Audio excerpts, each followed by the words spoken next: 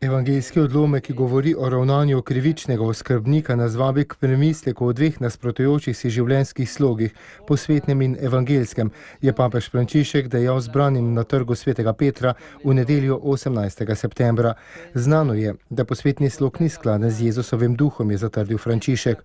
Opozoril je, da krivični oskrbnik nikakor ni vzor za posnemanje, od njega se lahko učimo samo prebrisanosti, iznajdljivosti.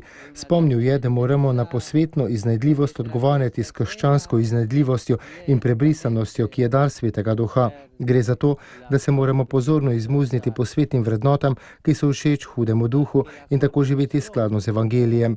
Dejal je, da se posvetni duh kaže v podkupovanju, goljofijah, nasilju in tvori zgrešeno pot, ki je pot greha. Zlahka se začne z majhnimi rečmi, ki vodijo kot veriga k vse večjim.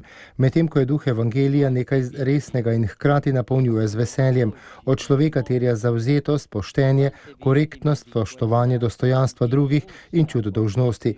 Takšna je po besedah svetega očeta kristjanova iznajdljivost.